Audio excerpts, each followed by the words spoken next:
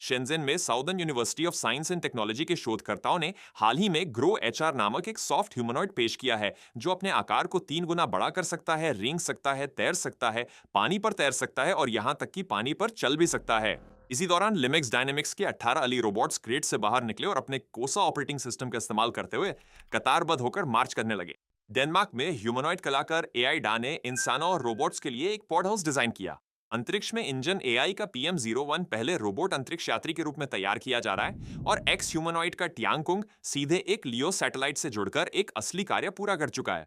वापस धरती पर, चीन ने हाल ही में एक विशाल ह्यूमनॉइड जायंट फैक्ट्री खोली है और यूनिटरी रोबोटिक्स जैसी कंपनियां हजारों यूनिट्स भेज रही हैं।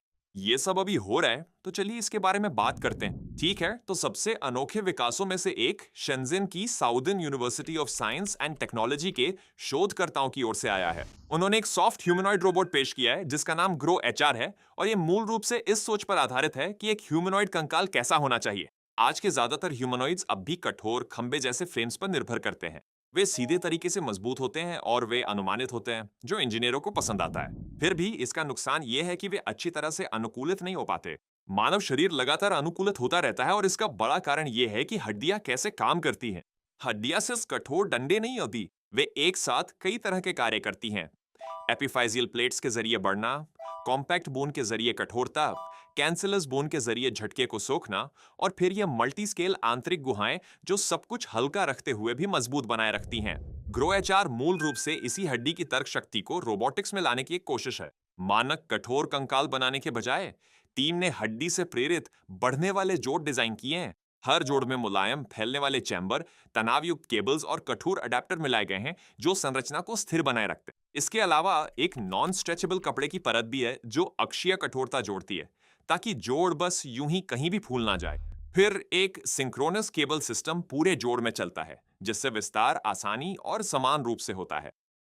तो रोबोट जानबूझकर अपना आकार बदल सकता है, फिर भी अपनी आकृति बनाए रखता है जैसे उसमें आंतरिक संरचना हो, न कि किसी ढीले ढाले फुलाए हुए खिलौने की तरह। अब सच कहें तो आंकड़े ही वो हिस्सा है जो आपको इसे गंभीरता से लेने पर मजबूर करते हैं। जुड़ी हुई संरचनाएं अपनी लंबाई को 315% तक बढ़ा सकती हैं। रोबोट अपनी ऊंचाई को 278% तक बढ़ा सकता है, यानी ये लगभग अपनी ऊंचाई को 3 गुना कर सकता है। पूरी तरह फैलने पर ग्रो एचआर लगभग 1.36 मीटर तक पहुंच जाता है। फिर ये दोबारा सिकुड़ भी सकता है, जिस तरह कठोर ह्यूमनॉइड्स बिल्कुल नहीं कर सकते। ये अपनी ऊंचाई को 36% और अपनी चौड़ाई को 61% तक घटा सकता है, खासतौर पर तंग और नीची जगहों में जाने के लिए। ये इसलिए मायने रखता है क्योंकि असली माहौल में, खासकर बचाव के माहौल में, असली समस्या कच्ची ताकत नहीं होती। असली समस्या मलबे से, दरारों से, दरवाजों से, गिरे हुए बीमों के नीचे से निकलना है और ये सब बिना फंसे करना है। और ग्रो एचआर ये सब करते हुए हल्का भी रहता है। पूरा रोबोट लगभग 9.9 पाउंड यानी 4.5 किलोग्राम वजन का है। हर एक लिंक का वजन लगभग 350 ग्राम है। ये हल्का डिजाइन ही इसकी इतनी गतिशीलता का बड़ा कारण है और इसका चलने का तरीका भी लोगों की उम्मीदों से अलग है। ये बहुत कुशलता से रेंग सकता है और टीम के अनुसार ये लगभग 112.2 मिलीमीटर प्रति मिनट की रफ्तार से रेंगता है। ये गति एक सॉफ्ट ह्यूमनॉइड के लिए पहले से ही ठीक ठाक है, लेकिन असली कमाल तब होता है जब ग्रो करने वाले लिंक और जॉइंट मोटर एक साथ काम करते हैं, जिससे इसकी रफ्तार और भी बढ़ जाती है। लिंक और मोटर की समन्वित क्रिया से ये रेंगना अकेले किसी भी एक तकनीक की तुलना में 1122 गुना तेज हो जाता है। वे ये भी बताते हैं कि ये केवल मोटर से चलने की तुलना में 1000 गुना से भी अधिक तेज हैं, जो एक महत्वपूर्ण बात बताता है। ग्रोथ स्टाइल स्ट्रक्चरल चेंज सिर्फ दिखावा नहीं है, बल्कि ये एक एम्पलीफायर है। जब आप इसे मोटरों के साथ जोड़ते हैं तो अचानक रोबोट ऐसे चलता है जैसा कि कोई भी तरीका अकेले नहीं कर सकता। फिर आप मल्टी मोड हिस्से में आते हैं जहां ग्रो एचआर लगभग अवास्तविक लगने लगता है। फिर भी इसे प्रदर्शित क्षमता के रूप में बताया गया है। क्योंकि ये रोबोट बहुत हल्का है, ये तैर सकता है और पानी में तैर सकता है। ये पानी पर लगभग 16 मिलीमीटर प्रति सेकंड की रफ्तार से चल सकता है और डक्टेड फैन या क्वाड्रोटर के साथ ये कई मीटर की दूरी तक उड़ सकता है। यह आखिरी हिस्सा महत्वपूर्ण है क्योंकि वे ये दावा नहीं कर रहे हैं कि इसमें बिल्ट इन जेट प्रोपल्शन है। वे कह रहे हैं कि यह प्लेटफॉर्म इतना हल्का है कि डक्टेड फैन या क्वाड्रो रोटर सिस्टम जोड़ने से आपको एक हवाई मोड मिल जाता है, यानी वही ह्यूमनॉइड बॉडी जमीन पर चलने, पानी में चलने और छोटी दूरी की उड़ान के बीच स्विच कर सकती है। ये इस पर निर्भर करता है कि आप उसमें क्या जोड़ते हैं। ये उस तरह से ताकत भी दिखाता है जिसमें आमतौर पर सॉफ्ट रोबोट्स को मुश्किल होती है। ग्रो एचआर जबरदस्त किक मार सकता है और शोधकर्ता कठोर रोबोट से आगे ऊर्जा भंडारण की बात करते हैं।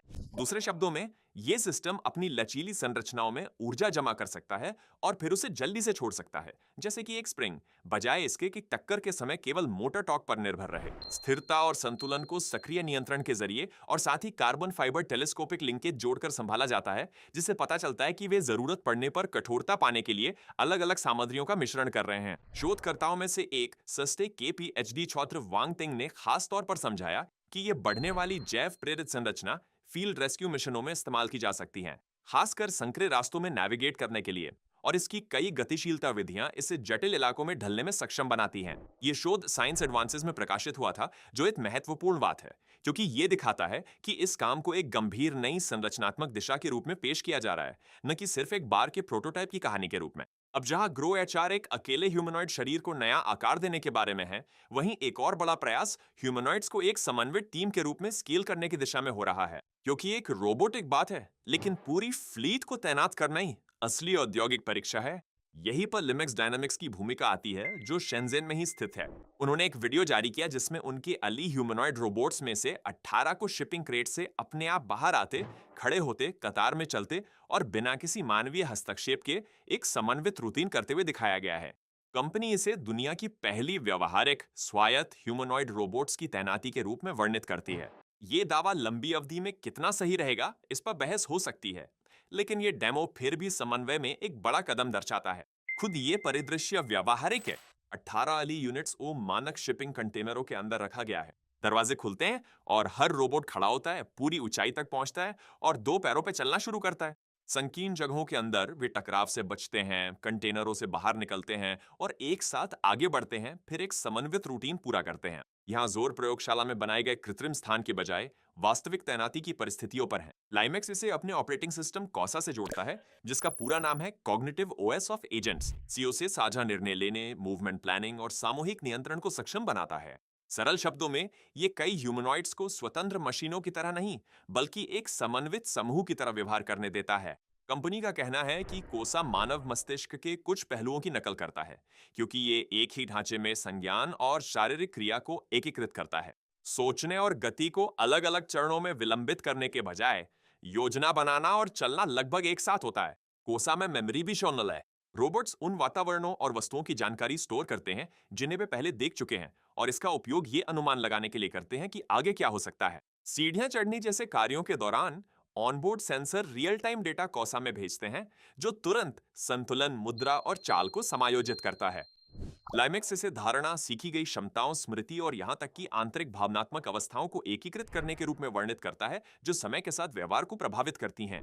व्यवहारिक रूप से इसका मतलब है कि दीर्घकालिक आंतरिक चर ये निर्धारित करते हैं कि रोबोट जटिल वातावरण में कैसे प्रतिक्रिया देंगे। ये डेमो पहले के अली शोकेस पर आधारित है, जहां व्यक्तिगत रोबोट असमान सतहों पर चलते थे, मलबे पर चढ़ते थे और रीइंफोर्समेंट लर्निंग का उपयोग करके एक पैर पर संतुलन बनाते थे। अब फर्क पैमाने का है। एकल रोबोट करतबों के बजाय समन्वित बहु रोबोट व्यवहार। कंपनी की दृष्टि स्पष्ट है। मानव रूपी रोबोटों की टीमें मिलकर निर्माण और औद्योगिक क्षेत्रों में काम करें। गति और श्रम से आगे मानव रूपी रोबोट अब रचनात्मक क्षेत्रों में भी प्रवेश कर रहे हैं। डेनमार्क में उज्जैन सेंटर में एक अवधारणा भवन प्रदर्शित किया गया है, जिसे एक मानव रूपी रोबोट ने डिजाइन किया है। इस रोबोट एडा को 2019 में पूरा किया गया था और इसमें इंसान जैसी शक्ल, कैमरा आंखें और ड्राइंग के लिए एक रोबोटिक भुजा है। इसका पिछला काम वी&ए म्यूजियम, वेनिस बियानेले और गीजा के महान पिरामिड में प्रदर्शित हो चुका है। प्रदर्शनी I am not a robot, architecture and design between human and machine के लिए एआई डा ने वो तैयार किया, जिसे मानव रूपी रोबोट द्वारा डिजाइन किया गया पहला भवन अवधारणा बताया गया है।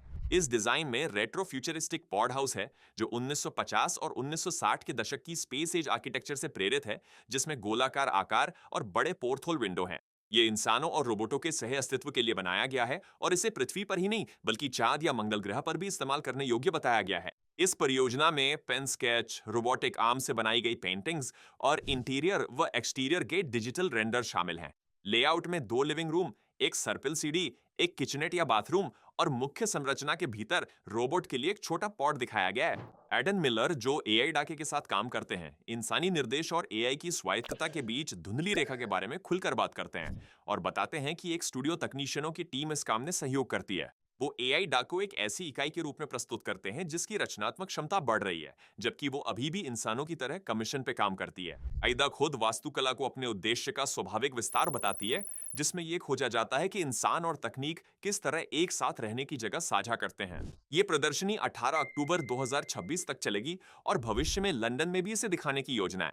इसी बीच सीईएस में ह्यूमनॉइड रोबोट्स की बड़ी मौजूदगी रही, लेकिन आर्किटेक्चर में एआई का अपनाना अभी भी सीमित है। 2025 की शुरुआत तक केवल लगभग 8% अमेरिकी स्टूडियो ही एआई टूल्स का इस्तेमाल कर रहे हैं। सबसे महत्वाकांक्षी दिशा हालांकि ये अंतरिक्ष है। शेंजन स्थित इंजन एआई ने Beijing Interstellar human space flight technology के साथ साझेदारी कर एक ह्यूमनॉइड रोबोट को कक्षा में भेजने के प्रयास शुरू किए हैं।